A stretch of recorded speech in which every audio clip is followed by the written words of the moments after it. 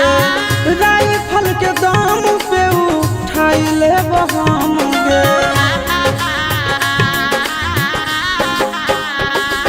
अरे हम रही तो हमारे रहमी अब जनाम गे राइफल के दाम पे उठाई ले हम गे। हमन आशीष नंदन के छोड़ा भी तहार से गुजरिए न जाइबगे। आगे सुन तोहरा खातिर चाली जाइबौ जेलया फांसी भले चढ़िए नु जाइबगे। कि आगे सुन तोहरा खातिर चाली जाइबौ जेलया फांसी भले चढ़िए नु जाइबगे।